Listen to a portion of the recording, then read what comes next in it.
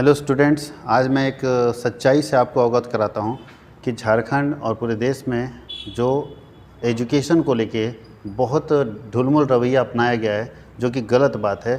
बहुत ही liberal policy है, कोई स्ट्रिक्ट रूल्स नहीं है।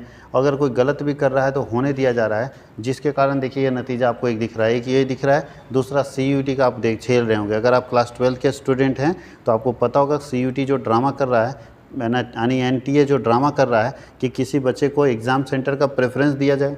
प्रेफरेंस में बच्चा चुनता है रामगढ़, रांची और धनबाद, और उसे दे दिया जाता है बिहार। ये कौन सा सिस्टम है भाई?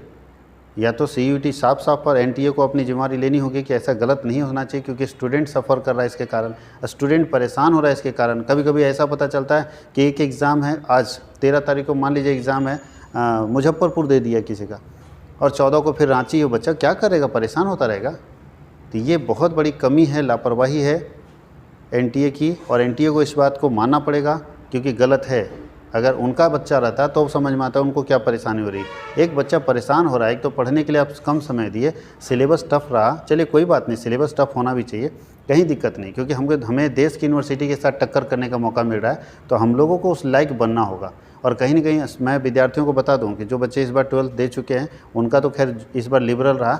नेक्स्ट ईयर से CUET पूरे देश के लिए एक जैसा एग्ज़ाम होगा। तो ये वैसे बच्चों के लिए मौका है जो बच्चे अपने आप को आगे बढ़ाना चाहते हैं, जो चाहते हैं कि हमारा भी JNU में एडमिशन हो, हमारा भी दिल्ली यूनिवर्सिटी में एडमिशन हो, हमारा भी अलीगढ़ मुस्लिम यूनिवर्सिटी में एडमिशन हो, हमारा भी बनारस हिंदू यूनिवर्सिटी में एडमिशन हो। वैसे बच्चों को थोड़ा मोटिवेट करना होगा, थोड़ा मन लगा के काम करना होगा, पढ़ना होगा, ताकि उनका भी चांस वहाँ बनता है। तो ये एक अच्छी बात है कि हम लोगों को CBSE और ICSE बोर्ड के साथ टकराने का मौका मिल रहा है, अपना पोटेंशियल दिखाने का मौका मिल रहा है। लेकिन हम लोगों को इसका मतलब ये है कि सरकार ये चाह रही है कि हमारा एजुकेशन लेवल बढ़े। अगर हमारा एजुकेशन लेवल नहीं बढ़ा, जिस स्थिति में हम पढ़ रहे हैं झारखंड बोर्ड में, हम टक्कर नहीं दे पाएंगे। इसलिए हमारा अपना एजुकेशन का स्टैंडर्ड बढ़ना होगा, क्योंकि अभी तक तो ठीक है, कुछ लोगों से मैं ये सुन रहा हूँ कि नहीं झारखंड का बच्चा कैसे सकेगा CBSE वाले को। ये बात अच्छी है, झारखंड का बच्चा कैसे सकेगा CBSE वाले को, ये मैं सुन रहा हूँ। कुछ छात्र नेता भी ये बात बोल रहे थे, विरोध कर रहे थे कि झारखंड का बच्चा कैसे CBSE वाले से सकेगा और कैसे उसका एडमिशन लेगा। भैया यहाँ तक तो ठीक है, आप इतना अगर नॉर्मल लेके अपने बच्चों को चलेंगे ना, इतना नॉर्मल लेके अगर अपने स्टूडेंट को चलेंगे, तो जब वो मतलब SSC का फॉर्म भरेगा तो क्या वहाँ झारखंड वाला खाली भरेगा? CBSE भरेगा ना, तो कैसे उसमें टकराता है बच्चा? इसका मतलब है हम अपने स्टूडेंट को इस लायक बनाएंगे ना, कोशिश करेंगे कि ठीक है इन्हांस करने का, पूरा नहीं बन पाएगा, कोशिश करेंगे इन्हांस करने का कि बच्चा ज़्यादा से ज़्यादा मेहनत करे, क्योंकि टकराना तो उसको है। फिर अगर झारखंड बोर्ड के लेवल में पढ़ाएंगे कि नहीं, जिस लेवल में तू पढ़ता है भाई उसी लेवल में पढ़, आगे मत बढ़, तो ऐसी स्थिति में क्या होगा? क्या जब वो सेंट्रल गवर्नमेंट का जो वैकेंसी निकलेगा वो भर पाएगा? वो भरने लायक है? वहाँ तो CBSE ICSE सब बोर्ड का बच्चा जाता है। तो ऐसे में अपने स्टूडेंट को थोड़ा बढ़ाना होगा, थोड़ा मेहनत करवाना होगा। एकदम आसान छोड़ दीजिएगा तो बच्चा नहीं पढ़ेगा, इसलिए टफ़ कीजिए ताकि बच्चा पढ़े। और अगर जब तक नहीं पढ़ेगा तब तक आगे नहीं बढ़ेगा, और तब तक वो जॉब नहीं ले सकता। इसलिए पढ़ने के लिए ठीक है, सरकार अगर टफ़ कर रही है रूल्स, इसमें मुझे कोई दिक्कत नहीं है, टफ़ होना भी चाहिए, क्योंकि बच्चे को अपना स्टैंडर्ड बदलना पड़ेगा। क्योंकि आगे आने वाले समय में उसको जब जॉब में या कंपटीशन में टकराना होगा, तो वही CBSE, वही ICSE बोर्ड से टकराएगा, वही केरला बोर्ड से, वही झारखंड बोर्ड से, और वही बिहार बोर्ड से उसको टकराना है। तो सर, अपना अगर स्टैंडर्ड आप नहीं बढ़ाएंगे तो आने वाले समय में कॉम्पिटिटिव एग्जामिनेशन में आप टक्कर नहीं दे पाएंगे। इसलिए आपको अपना स्टैंडर्ड बढ़ाना होगा, इसमें कहीं कोई डाउट नहीं। सरकार जो कर रही है ठीक कर रही है, लेकिन फिर भी NTA की जो गलती है उसमें सारे स्टूडेंट के साथ हम लोग भी खड़े हैं कि स्टूडेंट की ज़रा सा भी गलती नहीं है। NTA सरासर गलत कर रहा है। कभी एग्ज़ाम सेंटर के, अच्छा सोचिए किसी का एग्ज़ाम कल है, आज एग्ज़ाम हो गया और कल मेरा एडमिट कार्ड आ रहा है। ऐसी परिस्थिति भी कुछ बच्चे ऐसे फ़ोन करके बता रहे हैं सर मेरा एग्ज़ाम तो 2 दिन पहले हो गया, आज हमारा एडमिट कार्ड डाउनलोड हो रहा है।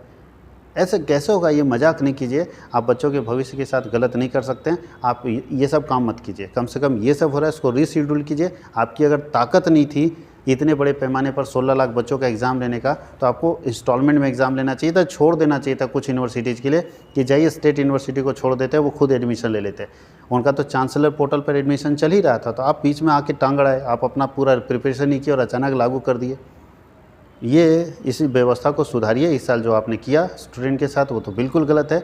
अगले साल से, उसके आगे आने वाले साल से ऐसा नहीं होना चाहिए, बिल्कुल नहीं होना चाहिए। मेरा रिक्वेस्ट है NTA और UGC के सारे अधिकारियों से कि ऐसा ना कीजिए, किसी बच्चे का भविष्य मत बर्बाद कीजिए। क्योंकि स्टूडेंट सफ़र करेगा तो बहुत बुरा होता है, देश का नौजवान सफ़र करेगा, देश का फ्यूचर सफ़र करेगा, ये अच्छी बात नहीं है। उनको पढ़ने का प्रॉपर मौका मिलना चाहिए। वो बच्चे डिस्टर्ब हो जा रहे हैं, कुछ बच्चे नहीं भर पाए, कुछ भर पाए, ये सिस्टम थोड़ा सा ठीक कीजिए और ये ज़रूरी है। यहाँ देखिए, ये BBMQ धनबाद का एक और ड्रामा, परीक्षा से 3 हफ्ते पहले बदल दिए गए विषय, ना पढ़ाई ना ही स्टूडेंट को मिल रही है किताबें। क्या करेगा स्टूडेंट? परीक्षा से 3 हफ्ते पहले, मतलब परीक्षा से 18 दिन पहले या 20 दिन पहले आप सिलेबस बदल दोगे। ये क्या ड्रामा है भाई? आप यूनिवर्सिटी चला रहे हो कि क्या चला रहे हो? या तो आप पहले से प्रिपेयर नहीं हो, या तो आपको समझ नहीं आ रहा क्या करना है, आप कंफ्यूज हो, तो बच्चे का क्यों भविष्य बर्बाद कर रहे हो? अब आप यहाँ पे इस जगह पे अगर यूनिवर्सिटी से कोई पूछेगा, यूनिवर्सिटी बोलती है हम बहुत लिबरल क्वेश्चन पूछेंगे। भैया बच्चा जानता नहीं लिबरल क्या पूछोगे आप? बहुत प्रेशर बनाता है, लगता नहीं है ठीक है कोई बात नहीं, हम सिलेबस बदल दिए ना तो आसान क्वेश्चन पूछेंगे। बताइए, नहीं पढ़े हुए आदमी से हम पूछेंगे ए के बाद क्या होता है, वो नहीं बता पाएगा। अगर एकदम अनपढ़ है तो नहीं बता पाएगा ए के बाद क्या होता है, जबकि दुनिया का सबसे आसान क्वेश्चन है। तो बच्चा पढ़े तब ना आसान और तब ना टफ। बच्चा पढ़ा ही नहीं, कुछ जानता ही नहीं, तो उसके लिए आसान और टफ क्या है? उसके लिए तो हमारे लिए सबसे आसान क्वेश्चन भी उसके लिए टफ हो जाएगा। नहीं पढ़ा लिखा आदमी से पूछ लीजिए ए के बाद क्या होता है, 2 को 2 से गुना करें कितना आता है, उसको नहीं पता है, जबकि दुनिया का सबसे आसान क्वेश्चन है। इसलिए आप लोग भी ये सब ड्रामा करना बंद कीजिए, ये सब गलत बात है, आपको ये सब नहीं करना चाहिए। 1-2 महीने दिन पहले या 10 दिन पहले, 15 दिन पहले बदल देते हैं क्वेश्चन, बच्चे परेशान होते हैं, बच्चे सफ़र करते हैं। तो ऐसा ना करें, रिक्वेस्ट है आपसे, ऐसी गलती ना करें, क्योंकि इस तरह से बहुत परेशानी बढ़ जाती है स्टूडेंट्स की कि पढ़ा कुछ और एग्ज़ाम किसी और पेपर का दे। एक तो इनको झटका दे चुके हैं आप सेमेस्टर 1 में फेल करके 70%, उसके बाद ये स्थिति रहेगी तो बाकी बच्चे क्या करेंगे?